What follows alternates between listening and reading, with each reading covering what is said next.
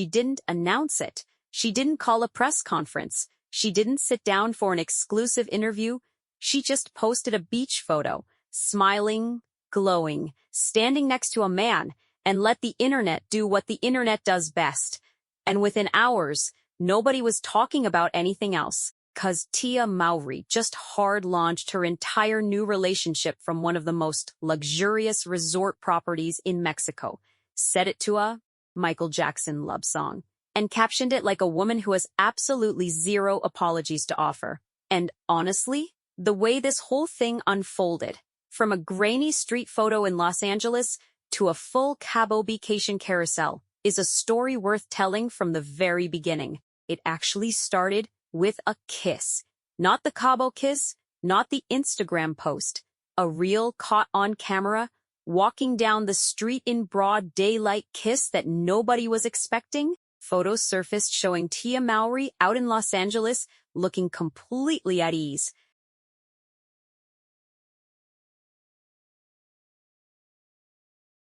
Fresh curly hair, hoop earrings, a light blue pastel, sporty romper, walking hand in hand with a man who had shoulder-length locks and was dressed in a coordinating white athleisure set.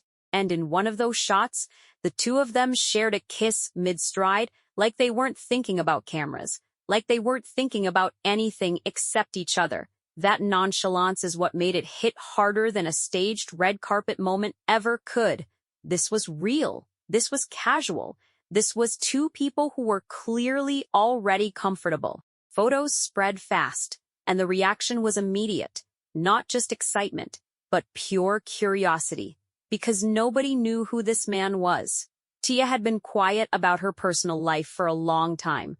She had confirmed earlier in the year that she was seeing someone and was happy, but she gave no name, no description, nothing that could help anyone connect dots. So when these kissing photos landed, people had a face, but no identity. And the internet treated that like an open case. Comment sections turned into investigation threads.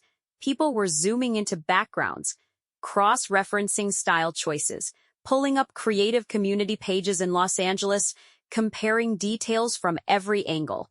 It became a full group effort across multiple platforms, all pointed at one question: who is he? The answer came through pretty quickly, because his public footprint was already out there for anyone willing to look.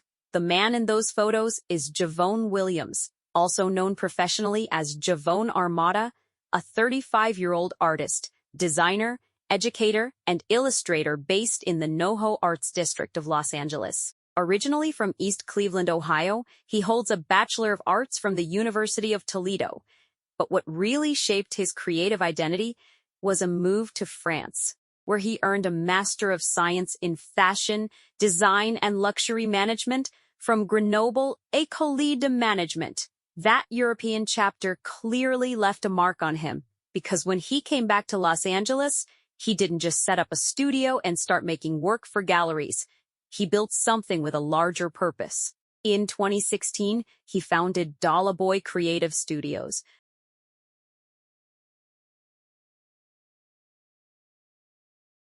a space that functions as both his personal creative hub and a community education platform designed to bring creative access to people who don't always have it. His art itself is genuinely multidisciplinary. He works across drawings, murals, and live art experiences, which means his work doesn't stay on a single canvas. It moves, it performs, it exists in public space. That breadth of practice has earned him real institutional recognition. His work was featured in the Collective Memory installation, a digital exhibition put together by the Los Angeles County Department of Arts and Culture. That's not a small credit. That's the kind of visibility that comes from consistent, serious work inside the creative community. And his commitment to education runs just as deep as his art practice. He serves as a co-teacher at Campbell Hall, a respected private school in Studio City.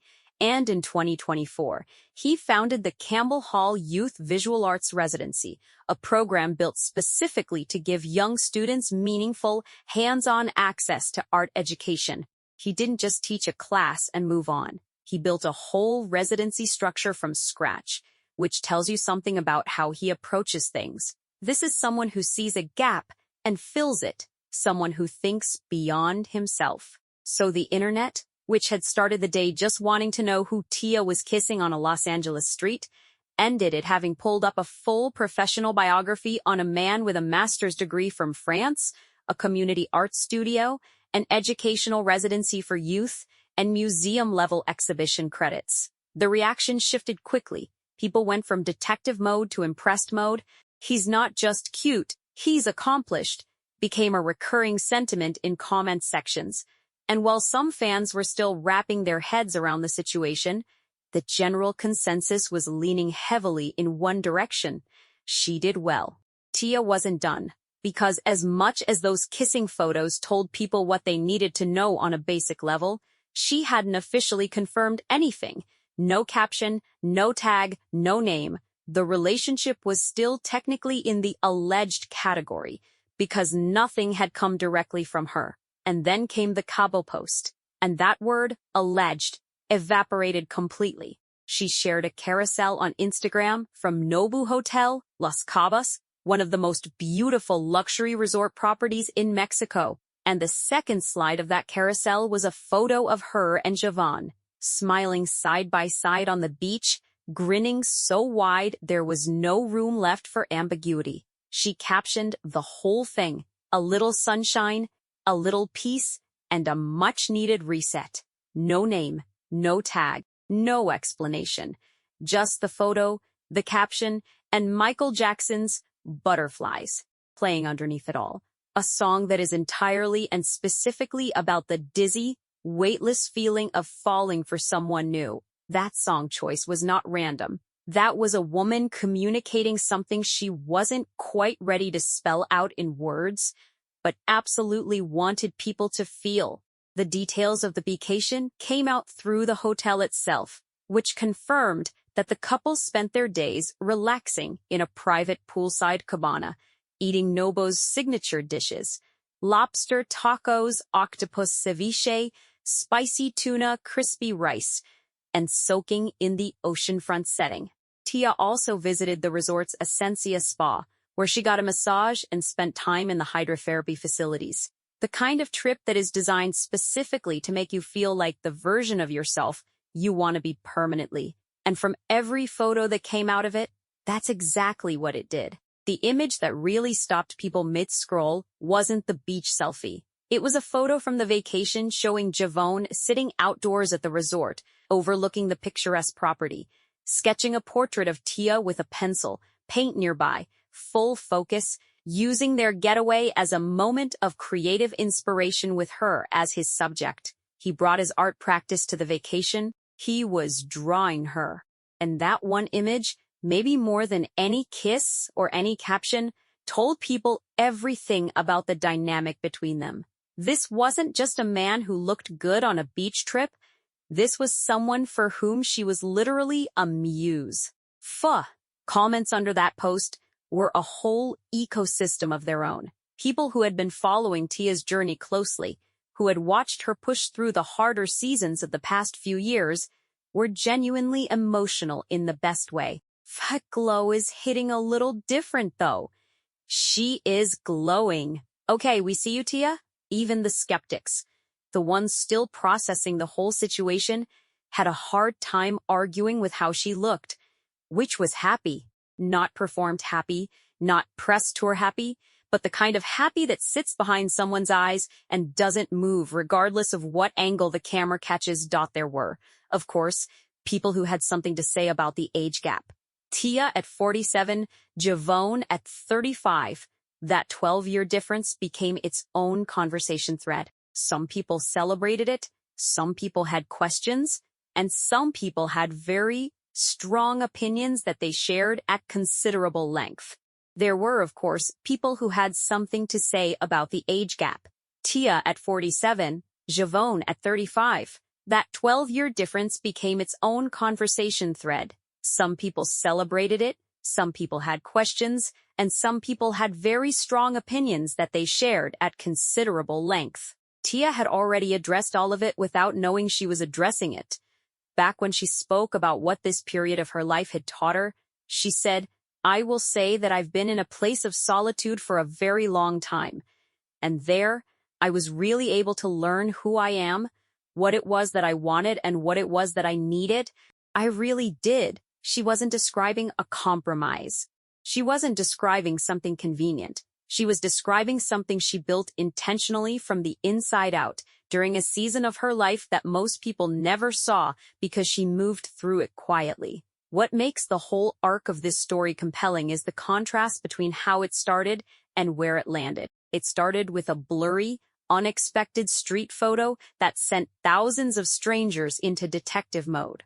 It moved through a rapid-fire internet investigation that uncovered the full professional biography of a man nobody had heard of the day before. It built through weeks of Tia saying nothing publicly while the speculation grew louder. And then it landed in Cabo, poolside, unhurried, with the Michael Jackson soundtrack. Timing of all this also deserves attention. Tia had confirmed early in the year that she was seeing someone and was happy, but she made a point of saying she wanted to protect their privacy. That statement alone lit a fire under the gossip community because she was essentially confirming the existence of something while refusing to hand over any details, and the internet, predictably, did not take that sitting down. For weeks, every public appearance Tia made got analyzed for clues. Every photo on her Instagram got scrutinized for background details. People were checking tagged locations, looking for overlapping social circles, pulling up guest lists from art events in Los Angeles. 4. The collective effort that went into this investigation was genuinely impressive and slightly unhinged in the most entertaining way possible. What the kissing photos did, beyond confirming that yes, there was in fact a man, was give people something concrete to work with. The coordinating white athleisure was a detail that got significant attention on its own. Matching outfits on a casual street walk isn't an accident. That's a couple in the easy, comfortable rhythm of each other, the kind of coordination that happens naturally when two people are spending real time together, not just showing up for camera moments. For Sass, the hand-holding added to it, the kiss sealed it. And the fact that neither of them seemed the slightest bit aware of or bothered by being seen just made the whole thing feel more genuine than any planned red carpet debut could have. Once Javoné's identity was established, the conversation deepened beyond just, who is he? People started looking at what he had built and measuring it against what Tia had said she was looking for in a partner during this season of her life. She had talked openly about wanting to manifest someone real, someone with their own purpose, their own drive, their own world, someone who wasn't going to orbit around her celebrity but who was already planted firmly in his own work and mission. A man with a community art studio, a degree from Meta France, a youth residency program, and a decade of multidisciplinary creative practice fits that description in a way that is genuinely hard to argue with. Even the people who were reserving judgment found it difficult to poke holes in his background. And back to that Cabo post, because one detail that didn't get enough conversation was what she chose not to do. She didn't write his name anywhere in the caption. And back to that Cabo post, because one detail that didn't get enough conversation was what she chose not to do. She didn't tag him. She didn't write his name anywhere in the caption. She didn't add a couple emoji or any of the standard signals people use to officially announce a relationship online. She just posted the photo and let it exist. That restraint, an era where everything gets labeled and announced and hashtagged into the ground, was its own kind of statement. She was saying, this is real enough that I don't need to perform it for you. You can see it. That's enough. That image of him sketching her portrait also opened up a conversation about what kind of man actually does that. Not a photo of them at dinner. Not a mirror selfie from the hotel room. Picture of him, fully absorbed in drawing her face, using the vacation as creative fuel. That detail landed differently for people because it wasn't curated for the post. It was just what he does. He makes art. She happened to be the subject. The naturalness of it is exactly what made it feel significant.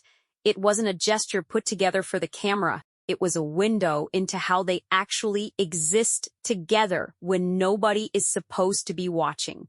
Fan reaction to the vacation post also split along some interesting lines. Older fans, people who had grown up watching Sister, and had followed Tia for decades, tended to respond with something closer to relief than excitement, like they had been quietly holding their breath on her behalf and could finally let it go. Younger fans, the ones who came to know her more recently, were louder about it. Heart emojis, all caps approval, the kind of energy that floods a comment section within the first 10 minutes of a post going live. And then there was the usual skeptical corner of the internet, the people who pointed to the age gap as their primary concern, who wanted more information before they could fully sign off. But even that group couldn't sustain much momentum, because the more details that emerged about Javoné, the studio, the residency, the exhibition, the degree, the harder it became to frame him as anything other than someone who had genuinely built a life worth respecting. She didn't owe anyone this reveal. She didn't owe anyone the kissing photos, the vacation, the beach selfie, the song choice, or any of it. But the fact that she let people in, even partially, even without naming him directly, even while still holding the edges of her privacy close, says something about where she is. She's not hiding.